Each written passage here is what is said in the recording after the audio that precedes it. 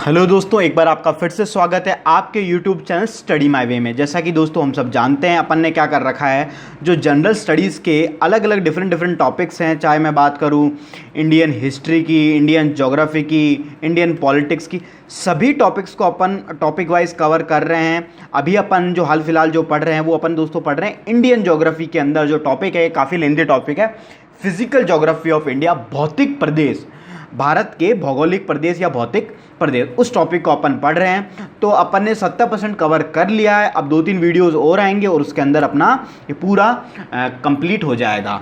ठीक है दोस्तों। तो दोस्तों ये जो सीरीज़ है दोस्तों सभी एग्ज़ाम के लिए इम्पॉर्टेंट है। आप हिंदुस्तान का कोई भी एग्जामिनेशन दीजिए, छोटे से छोटा एग्ज़ाम दीजिए, चाहे बड़े से बड़े एग्ज़ाम दीजिए, इस लेवल का आपको प्रिपेयर करना ही पड़ेगा, तब जाके आप श्योर हो सकते हो कि हाँ मैंने टॉपिक कवर कर लिया है ना। और दोस्तों अगर ये वीडियोस अच्छे लग रहे हैं तो यार प्लीज़ इसे लाइक कीजिए और शेयर ज़रूर कीजिए ताकि ज़्यादा से ज़्यादा स्टूडेंट्स जुड़ सके अपनी इस सीरीज़ से। ठीक है दोस्तों, अब अपन बात करते हैं दोस्तों, ये अपना पार्ट 9th वीडियो है। इससे पहले ऑलरेडी 8 वीडियोस अपलोडेड हो चुके हैं इंडियन ज्योग्राफी के, है ना। हिस्ट्री वगैरह के अलग हैं, इंडियन ज्योग्राफी के अलग से। प्लेलिस्ट में आपको इंडियन ज्योग्राफी करके प्लेलिस्ट मिल जाएगी, और भी जो भी पढ़ना है वो आपको प्लेलिस्ट में मिल जाएगा। तो ये 9th वीडियो है। इससे पहले आपने वो वीडियोस देख लिए होंगे, कंटिन्यूएशन में सीरीज चल रही है। ठीक है दोस्तों, तो अब अपन अपना पढ़ते हैं अगला। अपन जो पढ़ रहे थे अपना टॉपिक को कंटिन्यू करते हैं। अपन दोस्तों पढ़ रहे थे छोटा नागपुर पठार, यही टॉपिक अपन पढ़ रहे थे। अपन ने 2 पॉइंट्स इसमें पढ़ लिए थे। एक तो इसका विस्तार क्षेत्र पढ़ लिया था कि इसका कहाँ कहाँ विस्तार है। झारखंड, उड़ीसा, पश्चिम बंगाल, 3 राज्यों में इसका विस्तार है। इसे भारत का क्या कहते हैं, रूहुर प्रदेश कहते हैं। अब बात आती है रूहुर क्या होता है। जर्मनी की एक घाटी है रूहुर घाटी, जिसे विश्व में सर्वाधिक बिटुमिनस कोल के भंडार के लिए प्रसिद्ध है। तो भारत में सर्वाधिक बिटुमिनस कोल के लिए कौन सी जगह प्रसिद्ध है, छोटा नागपुर पठार। तो अपन ने ये इतनी बात करी थी अभी तक। अब आगे बढ़ते हैं दोस्तों। अपन यहां पे दोस्तों एक नदी है जिसको बोलते हैं दामोदर नदी। दामोदर नदी इस छोटा नागपुर पठार को 2 भागों में विभाजित करती है। एक हिस्सा बन जाता है इसका रांची का पठार और एक हजारीबाग का। तो लिखिए दामोदर नदी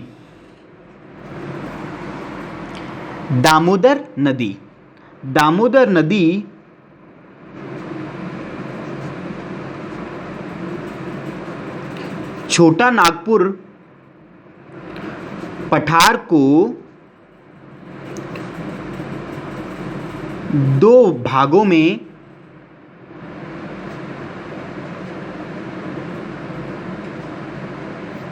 विभाजित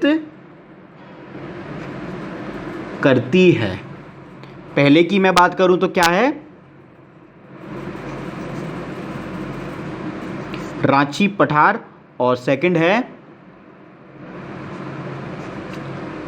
हजारीबाग पठार। ठीक है। अब मैं बात करूं दामोदर नदी की। दामोदर नदी को बंगाल का शोक कहा जाता है। क्या कहा जाता है, शोक कहा जाता है ना। काफी इंपॉर्टेंट नदी है बंगाल के नजरिए से। दामोदर नदी पर जो स्वतंत्र हिंदुस्तान की सबसे पहली जो परियोजना, बहुउद्देश्य परियोजना जिसे अपन कहते हैं, मल्टी नेशनल, जिसका पर्पस यूज होता है मल्टीपर्पज, वो पहली परियोजना किस घाटी पे चालू हुई, दामोदर घाटी परियोजना, जो कब की चालू हुई, 1948 में। और जो दोस्तों यह जो घाटी परियोजना है, ये यूएसए की एक नदी है,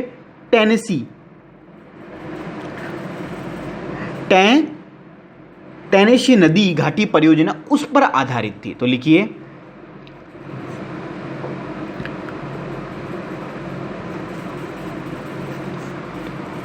दामोदर नदी को बंगाल का क्या कहा जाता है, शोक कहा जाता था, या है, लिख लीजिए, एक ही बात है।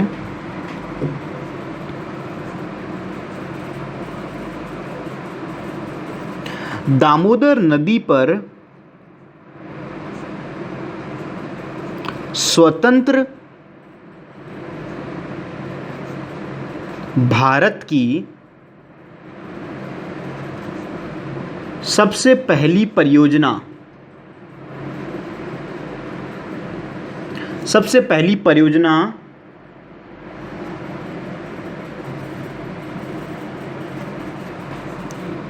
दामोदर घाटी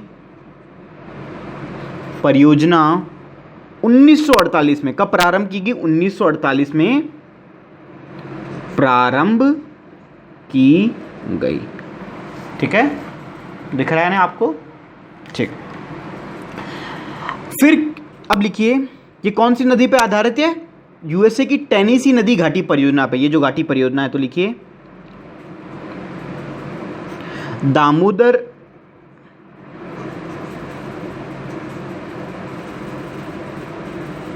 घाटी परियोजना USA, United states of America की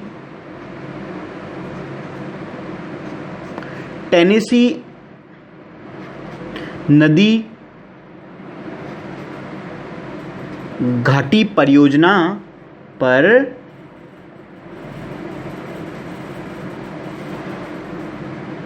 आधारित है। ठीक है, अब बाद में आती है दोस्तों एक नदी है स्वर्ण रेखा नदी। क्या नाम है इसका? स्वर्ण रेखा नदी, जो कि कौन से पठार से निकलती है? रांची के पठार से निकलती है। ठीक है, और ये जो स्वर्ण रेखा नदी है, इसके यहीं पे क्या है, जमशेदपुर के अंदर इस्पात उद्योग फैला हुआ है झारखंड में। तो वो कौन सी नदी के पास में फैला हुआ है? स्वर्ण रेखा नदी के पास में। अब कोई भी इस्पात उद्योग है तो उसे पानी की आवश्यकता ज़्यादा होगी, उसकी रिक्वायरमेंट ज़्यादा होगी। तो नदी के पास है, तो कौन सा? जमशेदपुर इस्पात उद्योग है। कौन सी नदी के पास है? स्वर्ण रेखा नदी के पास। और अब जब उद्योग होंगे तो सीधी सी बात है, वो भाई प्रदूषित होगी, पॉल्यूटेड होगी। तो सबसे अधिक प्रदूषित नदी मानते हैं, इसलिए से इसलिए इसको क्या कहा जाता है? जैविक मरुस्थल भी कहा जाता है, या फिर इंग्लिश में मैं बात करूं तो क्या बोलते हैं? Biotic desert. तो लिखिए अब स्वर्ण कौन से पठार से निकलती है? रांची के पठार से। लिखिए स्वर्ण रेखा नदी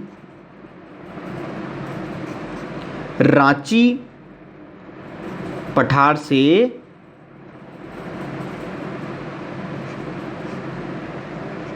निकलती है। ठीक है, फिर लिखिए भारत का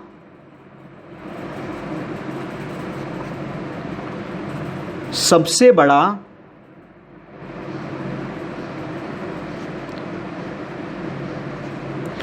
बड़ा इस्पात उद्योग जमशेदपुर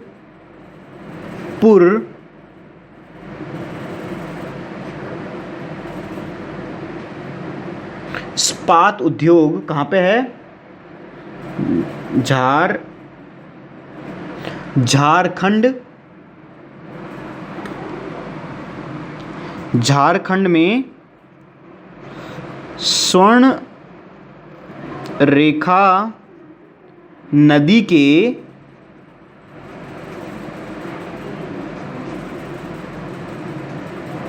किनारे स्थित है। ठीक है, तो ये बात हो गई अपने। एक चीज और लिख लीजिए इसके पॉल्यूशन के बारे में, प्रदूषित के बारे में। स्वर्ण रेखा नदी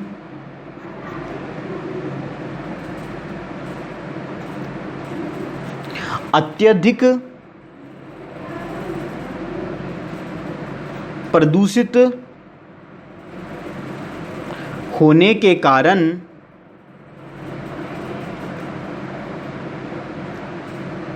इसे जैविक मरुस्थल या फिर बायोटिक डेजर्ट भी कहा जाता है। ठीक है, तो इसको लिख लीजिए आप।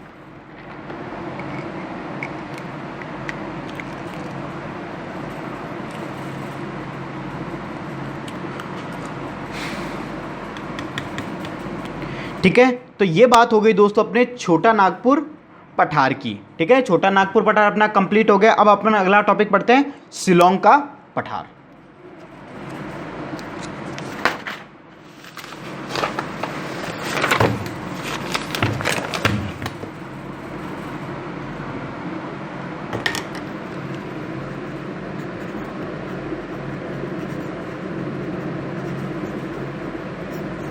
शिलोंग का पठार या फिर इसका एक नाम और है मेघालय पठार, ये भी मिल सकता है आपको। और एक नाम और है कार्बी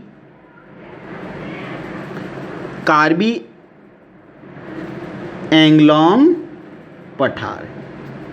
शिलोंग का पठार, मेघालय पठार, कार्बी एंगलोंग पठार। अगर मैं बात करूं दोस्तों इसके विस्तार की, तो किस पठार पहाड़ियों से मिलकर बना है? ये जो 3 पहाड़ियां अपनी नॉर्थ ईस्ट के अंदर मेघालय में गारो, खासी और जयंतिया पहाड़ियाँ, जो मैंने आपको पर्वत क्षेत्र जब पढ़ाए थे तब वहाँ पे बताई थी, तो उसी से इस पठार का निर्माण होता है। ठीक है, इसमें लिखिए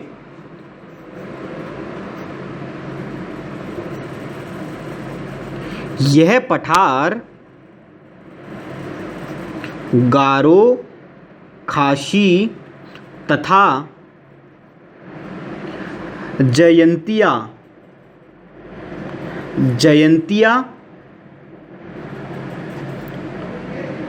पहाड़ियों से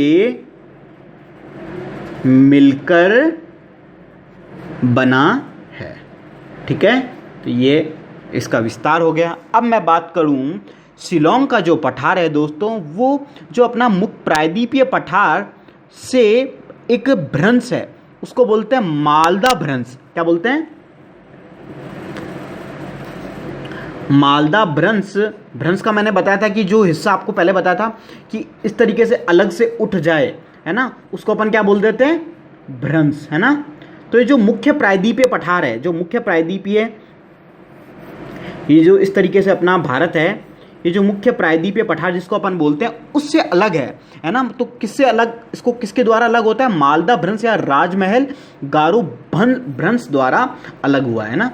मालदा भ्रंश या फिर एक नाम और है इसका राजमहल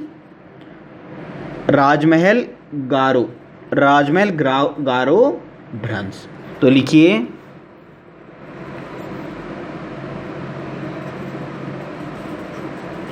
शिलोंग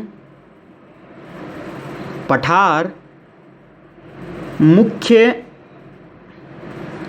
प्रायद्वीपीय पठार से मालदा भ्रंश या राजमहल गारो भ्रंश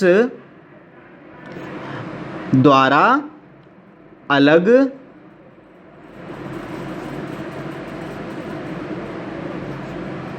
हुआ है। ठीक है, तो ये बात हो गई एक कि ये किसके द्वारा अलग है? मालदा भ्रंश या राजमहल भ्रंश।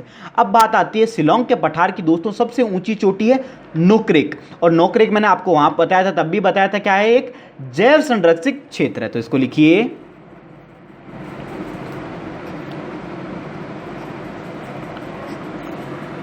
शिलोंग के पठार की सबसे ऊंची चोटी क्या है? नोकरेक है ना, नोकरेक है, जो एक जैव संरक्षित क्षेत्र है। तो सबसे ऊंची चोटी कौन सी है दोस्तों? नोकरेक है ना। इतनी बात समझ में आ गई। अगर मैं बात करूं, अब देखिए ये जो पठार है, सीधी सी बात है, पठारी या पहाड़ी क्षेत्रों में अपन को क्या मिलता है? खनिज मिलते हैं बहुत सारे प्रकार के। तो जो शिलोंग का पठार है, वहां से अपन को आयरन, एल्यूमिनियम और यूरेनियम जैसे खनिजों का संपन्न पठार है। बहुत ही अच्छी मात्रा में यहाँ से ये प्रकार के ये खनिज अपन को मिलते हैं। तो लिखिए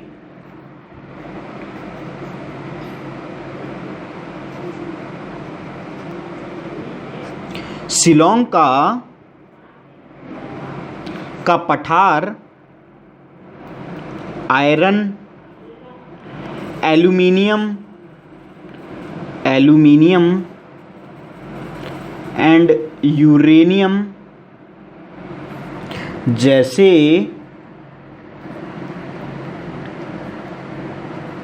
खनिजों से संपन्न पठार है। ठीक है, ये बात हुई। अब आता है कि यह जो पहाड़ियाँ हैं दोस्तों, यहाँ पे कौन सी पहाड़ियाँ हैं? गारो, खासी और जयंतिया पहाड़ियाँ हैं। और इन्हीं पहाड़ियों को एक क्या नाम दिया होता है? कीपनुमा। कीपनुमा का मतलब आपने देखा होगा, एक कीप होती है फनल, तो फनल का शेप कुछ इस प्रकार से होता है। तो उसी तरह से ये पहाड़ियाँ भी इसी प्रकार से बनी हुई है, तो इसलिए इनका नाम क्या कहलाती है? कीपनुमा पहाड़ियाँ भी कहलाती है। तो लिखिए, गारो, खासी तथा जयंतिया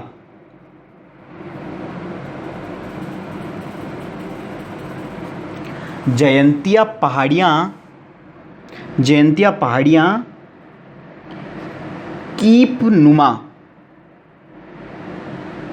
कीपनुमा पहाड़ियाँ भी कहलाती है। पहाड़ियाँ भी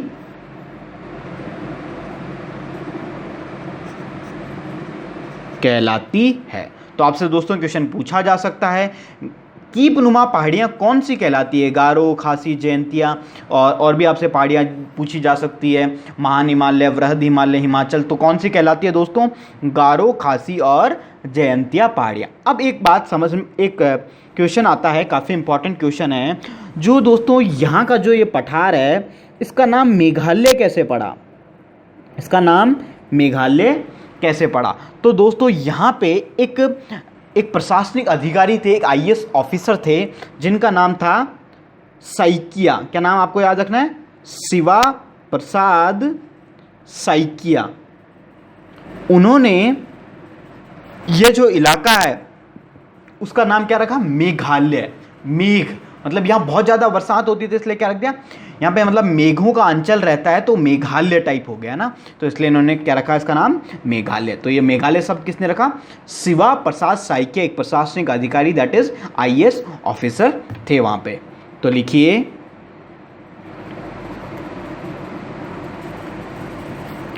मेघालय शब्द, इसका लिख लिए, शिवा प्रसाद साइकिया नामक प्रशासनिक अधिकारी द्वारा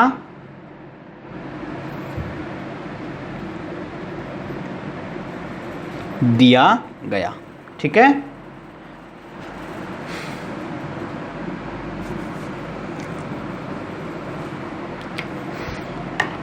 तो दोस्तों ये बात होगी अपने शिलोंग के पठार की। अब अगला है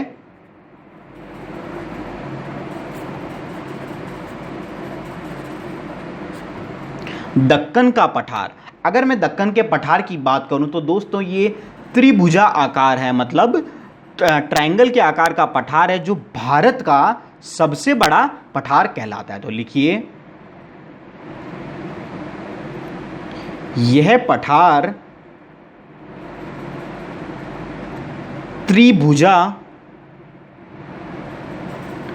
त्रिभुजाकार पठार है, जो भारत का सबसे बड़ा पठार है। ठीक है, अब देखिए, ठीक है, इसको लिख लीजिए। चलो आप दोस्तों, अगर आपको ज़्यादा धीरे, तेज या फिर कोई भी दिक्कत लगे, दिखने में, क्वालिटी वाइज कोई भी दिक्कत हो, तो आप मेरे को कमेंट में बता दीजिए, हम उसे ज़रूर करेक्ट करेंगे, ताकि आप इसका फ़ायदा इजीली उठा सको। कुछ भी दिक्कत हो सकती है, एनी टेक्निकल इशू हो सकता है ना, कोई भी दिक्कत होगी, मैं उसे अपने लेवल पे जितना हो सकता है उसे ठीक करने की कोशिश करूँगा। और दोस्तों अगर वीडियो पसंद आ रहे हैं तो लाइक ज़रूर कर दीजिए। बहुत ही मेहनत से प्रिपेयर किए जा रहे हैं ये चीज़। आप इसको खुद जो लोग रेगुलर ले रहे हैं वीडियोस को वो समझ पा रहे होंगे कि कितनी मेहनत लगती है कोई भी वीडियो प्रिपेयर करने में। ठीक है, अब देखिए अब यहाँ पे अपन बात करते हैं दक्कन के पठार के बारे में। एक चीज़ है, ये जो अपना धरती है, जो अपनी पृथ्वी है, इसके अंदर नीचे की तरफ दोस्तों क्या है, सबको पता है, मैग्मा। ये मैग्मा इस तरीके से बाहर आता है। तो जब ये बाहर सतह पे आ जाता है पृथ्वी के, तो ये क्या निर्माण करता है, इसको बोलते हैं बेसाल्ट। और जब यही लावा है ना, यही मैग्मा अंदर की तरफ जो पृथ्वी के सतह के अंदर चट्टानों के बीच में चल जाता है, तो यहाँ पे किस चीज़ का निर्माण करता है, ग्रेनाइट का। ग्रेनाइट का, ठीक है। तो अगर मैं बात करूं किसकी, यह जो दक्कन का पठार है इसका निर्माण किससे हुआ है, बेसाल्टिक लावा से हुआ है। यह जो लावा बाहर निकल के आया पृथ्वी से, मैग्मा से बाहर, उससे इसका निर्माण हुआ है दक्कन के पठार का। तो लिखते हैं इसको अपन आगे।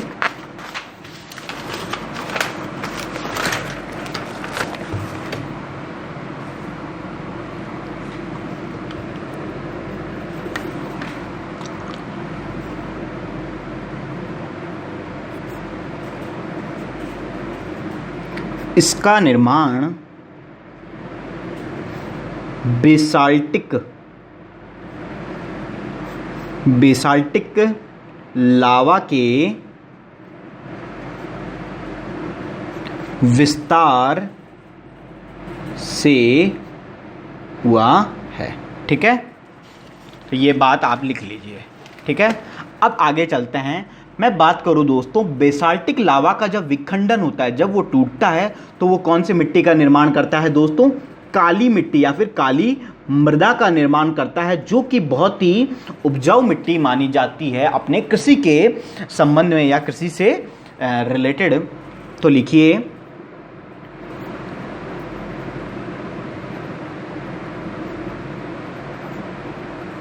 बेसाल्टिक लावा के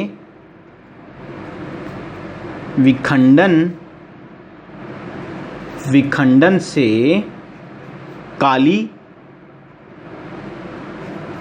मिट्टी का निर्माण होता है। ठीक है, अब दोस्तों यह जो दक्कन का पठार है, इसका प्रादेशिक विभाजन पढ़ते हैं। ये 3 पठार में विभाजित है। महाराष्ट्र में फैला हुआ है, आंध्र प्रदेश आंध्र पठार में फैला हुआ है, और कर्नाटक पठार की तरह फैला हुआ है। तो तीनों ही बारों में अपन पढ़ेंगे। तो लिखिए, दक्कन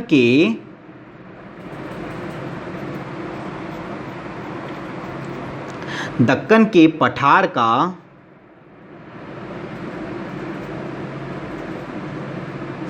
प्रादेशिक विभाजन 3 में है। पहला महाराष्ट्र पठार, सेकंड है आंध्र पठार, और तीसरा है दोस्तों कर्नाटक पठार। ठीक है, तो पहला लिखिए,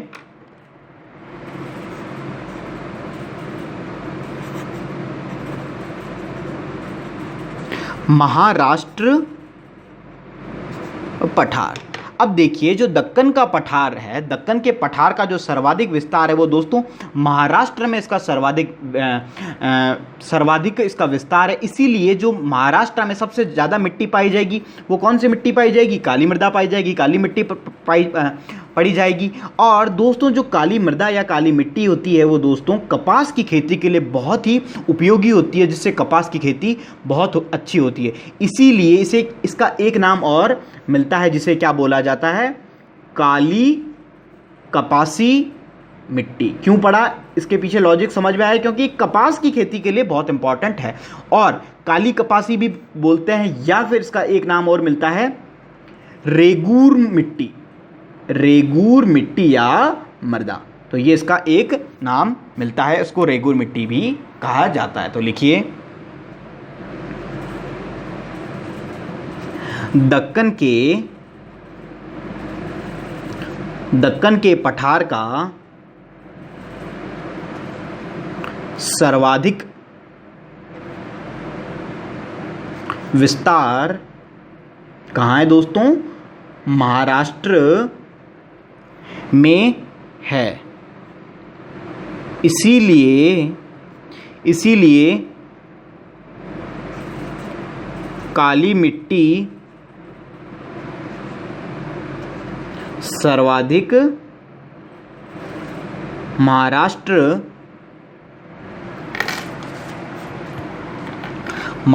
में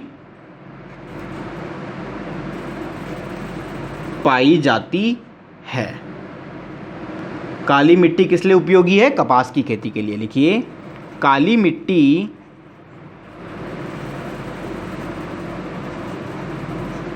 कपास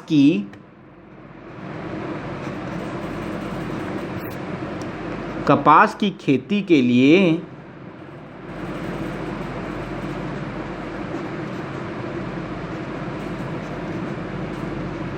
उपयोगी होती है। इसीलिए इसे क्या बोला जाता है? काली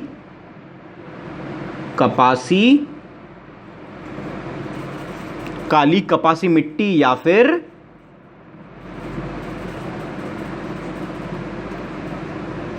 रेगूर मिट्टी कहा जाता है।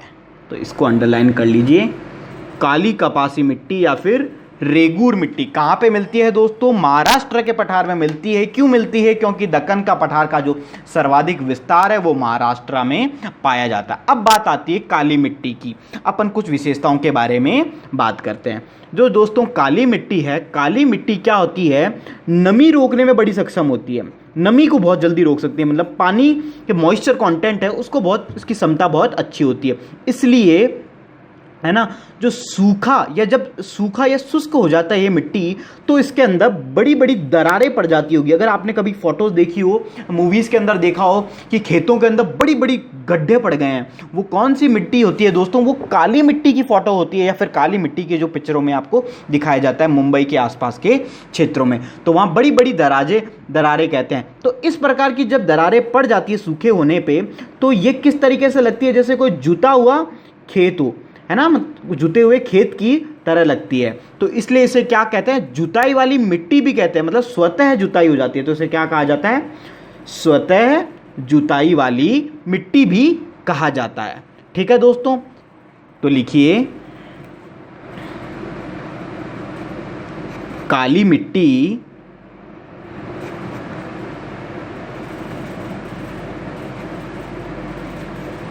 में सबसे अधिक नमी रोकने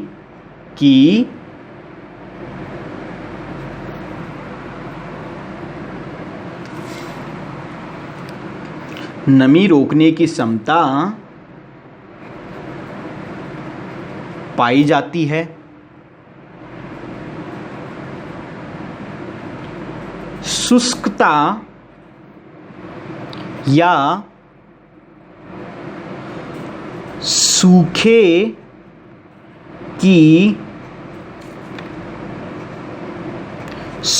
की स्थिति में इस मिट्टी में बड़ी बड़ी क्या पड़ जाती है दोस्तों? दरारें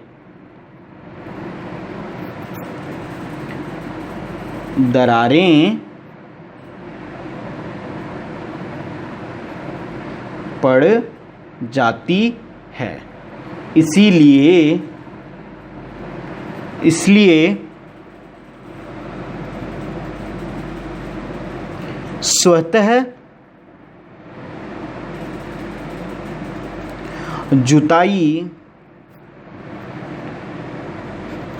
स्वतः जुताई वाली मिट्टी भी कहते हैं। स्वतः जुताई वाली मिट्टी, तो लिख लीजिए।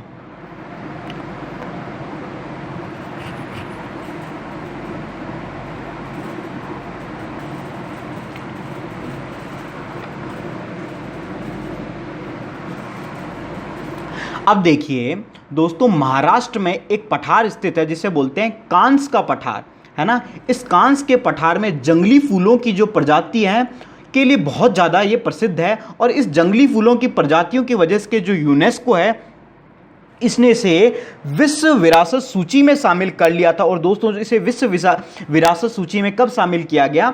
2016 में। तो लिखिए,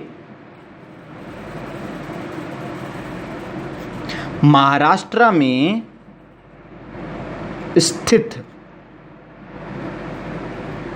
कांस का पठार जंगली फूलों की प्रजाति, है ना,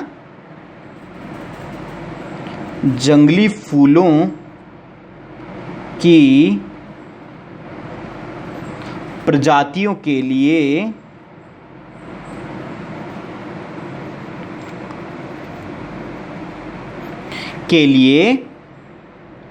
प्रसिद्ध है, इसीलिए इसे यूनेस्को द्वारा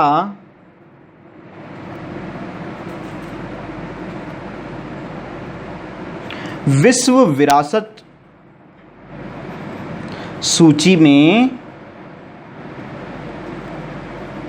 शामिल किया गया है। और कब किया गया? तो लिख लीजिए @2016। तो इस पॉइंट को आप लिख लीजिए। ये बात हो गई महाराष्ट्र पठार की।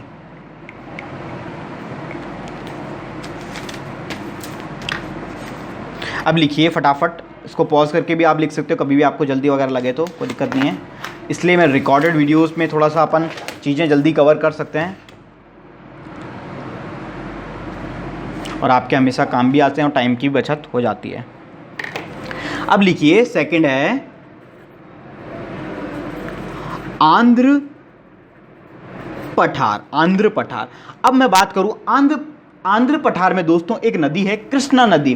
कृष्णा नदी इस पठार को दो भागों में विभाजित करती है। एक है तेलंगाना पठार जो जिससे किसका निर्माण होता है? तेलंगाना का। और एक है रॉयल सीमा पठार जिससे किसका निर्माण होता है? आंध्र प्रदेश का। तो अगर आपसे क्वेश्चन पूछा जाए आंध्र प्रदेश कौन से पठार पर स्थित है, तो दोस्तों रॉयल सीमा पठार पे। तो लिखिए, कृष्णा नदी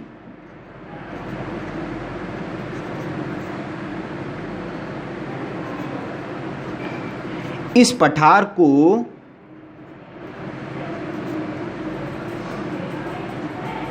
दो भागों में विभाजित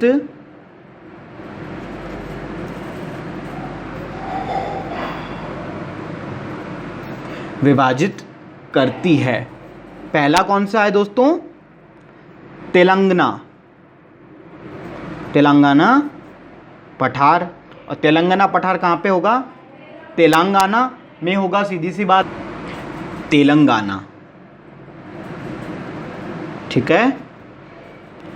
सेकंड जो पठार है वो है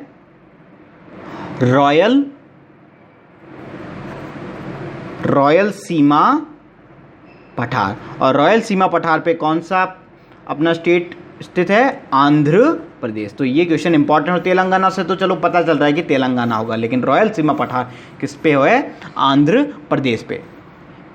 फिर लिखिए, अब यह जो पठार के पास जो तटवर्ती इलाका है, जो समुद्री क्षेत्र है या फिर सीमावर्ती क्षेत्र है, उसको क्या बोला जाता है? सीमांध्र कहते हैं। तो लिखिए, इस पठार के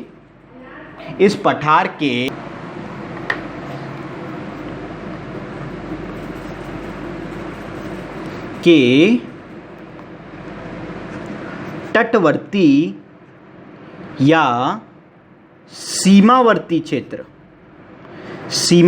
क्षेत्र को क्या कहा जाता है दोस्तों? सीमांध्र, सीमांध्र कहते हैं। ठीक है, यह बात हो गई अपने आंध्र पठार की। अब तीसरा है अपना आखिरी कर्नाटक पठार।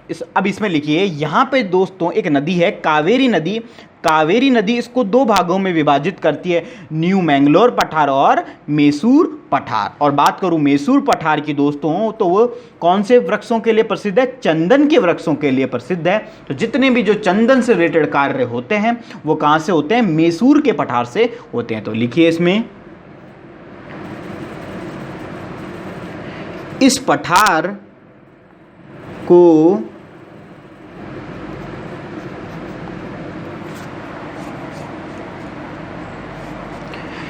पठार को कावेरी नदी दो भागों में विभाजित करती है। पहला कौन सा है? न्यू मैंगलोर, न्यू मैंगलोर,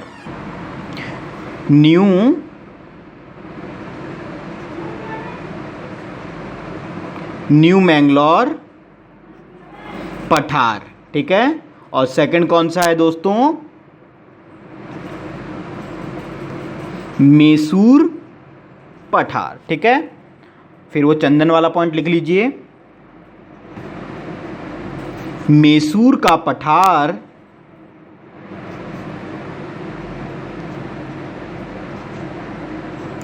चंदन के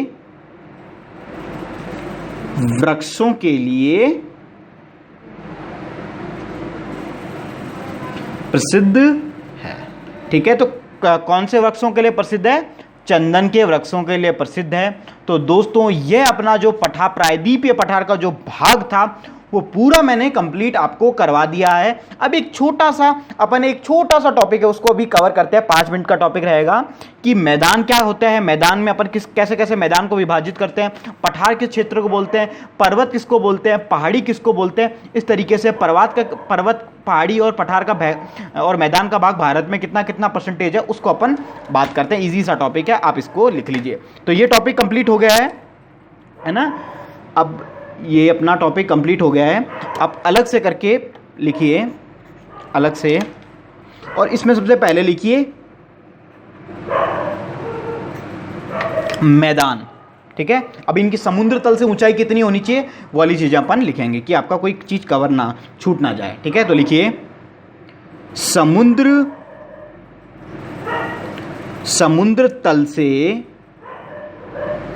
150 से 300 मीटर की औसत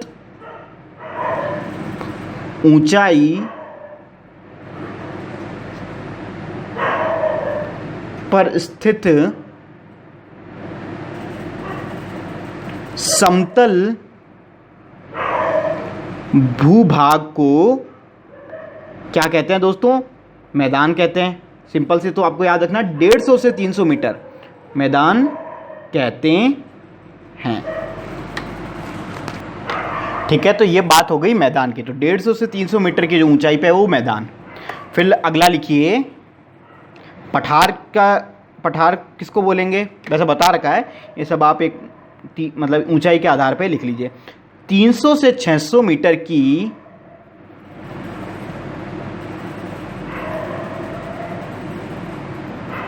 औसत ऊंचाई पर उठा हुआ मैदानी भाग, या फिर इसको एक चीज और बोला जाता है, टेबल लैंड। जैसे टेबल उठी हुई होती है अपनी इस तरीके से होती है ना, इसलिए इसको क्या बोलते हैं? Table land. टेबल लैंड पठार कहलाता है। ठीक है, ये बात हो गई अपने पठार की। ठीक है,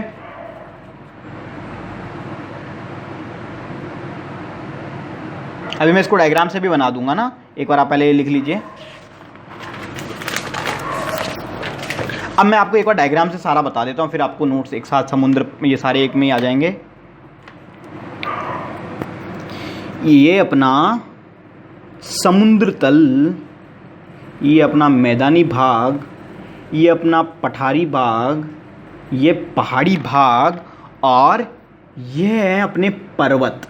ठीक है, अब मैं बात करता हूँ दोस्तों, ये क्या है अपना समुद्र। अपन कोई भी चीज़ की जो आकलन होता है, जो उसका मेजरमेंट होता है, वो कहाँ से करते हैं? समुद्र के तल से। तो दोस्तों ये समुद्र का तल कौन सा है? तो दोस्तों अगर इस समुद्र के तल की बात करूं तो जो चेन्नई का जो तट है उसको अपन स्टैंडर्ड पॉइंट मानते हैं, और चेन्नई के तट से अपन इन सब का निर्धारण, जैसे रेलवे स्टेशन पे कहीं भी आप जाते हो तो समुद्र तल से ऊंचाई 200 मीटर, 500 मीटर, 1000 मीटर, जितनी भी जैसे जैसे आप जाते हो तो वहाँ लिखा होता है। तो वो जो तट है वो समुद्र का तल, तट कौन सा है? चेन्नई का तट है, और समुद्र तल चेन्नई के तट से मानते हैं। ठीक है, ये है अपना मैदान। मैदान की कितनी है? 150 से 300 मीटर। ठीक है, ये उठा हुआ भाग अपना पठार 300 से 600 मीटर। फिर मैं बात करूं पहाड़ी, एक बोलते हैं अपन पहाड़ है और एक बोलते हैं पर्वत। तो पहाड़ और पर्वत में क्या है? जो 600 से 1000 की औसत ऊंचाई पे हो उसे क्या बोल देते हैं? पहाड़ी क्षेत्र। ठीक है, और जो 1000 प्लस हो मीटर पे हो उसे क्या बोल देते हैं अपन? पर्वत। एक तो पर्वत कहने का ये अंकन है, मतलब ये तरीका है। और एक चीज और आती है जिसकी 50 डिग्री से ज़्यादा ऊंचाई हो, मतलब जो 50 डिग्री का जो ढलान है, कम से कम ढलान कितने डिग्री का होना चाहिए? 50 डिग्री का ढलान होना चाहिए। मतलब इस तरीके से जो एंगल क्रिएट होगा वो 50 डिग्री कम से कम होना चाहिए। तो उसे भी अपन क्या बोलते हैं? पर्वत श्रृंखला। ठीक है, फिर मतलब पर्वत कहते हैं। फिर एक चीज आती है पर्वत श्रृंखला। पर्वत श्रृंखला का मतलब होता है एक ही काल में पर्वतों की जो एक श्रृंखला बनती है उसे क्या बोलते हैं? पर्वत श्रृंखला निरंतर होनी चाहिए, ये एक कंडीशन रहती है, इसको बोलते हैं पर्वत श्रृंखला। तो इस डायग्राम को आप बना दिए, एक एक चीज आपकी कवर हो गई। अब बाकी की जो चीजें हैं वो मैं आपको लिखवा देता हूं।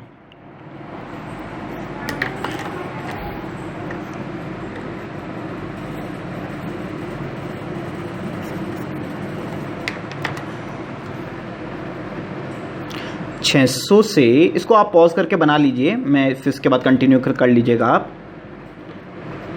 600 से 1000 मीटर की ऊंचाई पर स्थित भूखंड जिसमें क्रमबद्धता नहीं पाई जाती वो क्या कहलाता है? पहाड़ी कहलाता है, या पहाड़। क्रमबद्धता नहीं पाई जाती क्या कहलाता है? पहाड़ी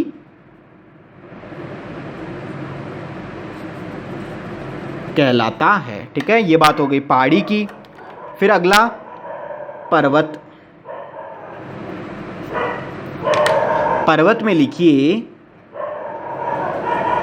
1000 से अधिक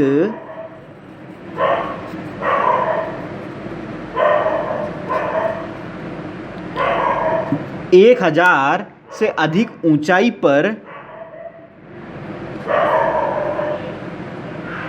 ढलान पर 1000 से अधिक ऊंचाई पर तथा ढलान कितना हो? कम से कम 50 डिग्री तथा क्या हो? क्रमबद्धता हो, एक सीरीज में हो। क्रमबद्धता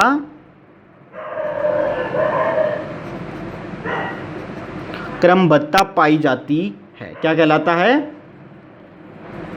पर्वत कहलाता है। समझ में आई? फिर लिखिए एक ही समय काल में भू पृष्ठ के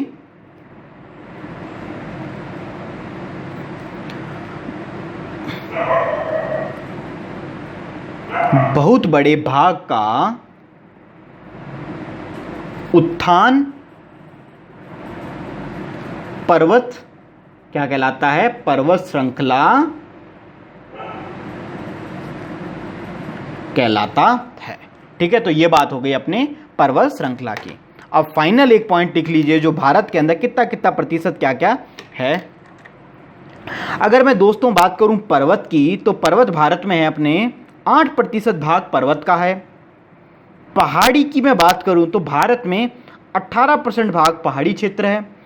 पठार की मैं बात करूं तो भारत में पठारी क्षेत्र है 28%, और जो सबसे ज़्यादा मैदान है वो है अपना 43%। और इन तीनों को मिला के ही अपन हिंदी में क्या कहते हैं? उच्चावच, मतलब उठा हुआ भाग को क्या कह दिया? उच्चावच, है ना। जो भी इस भूपृष्ठ, मतलब ये जो जमीन है, पृथ्वी है, इस पे जो उठा हुआ भाग या फिर जो भी पृष्ठ आते हैं, इन सबको ये चारों क्या है? उच्चावच ही कहलाते हैं। तो दोस्तों यह था अपना प्रायद्वीपीय पठार कंप्लीट, फाइनल। अपने सारे टॉपिक हो गए हैं। अपना 80% सिलेबस, ये जो फिजिकल ज्योग्राफी ऑफ इंडिया है, वो कंप्लीट हो गया है। अब लास्ट अपना जो 20% है वो बचा है तटीय मैदानी भाग। तो दोस्तों आई होप आपको वीडियोस पसंद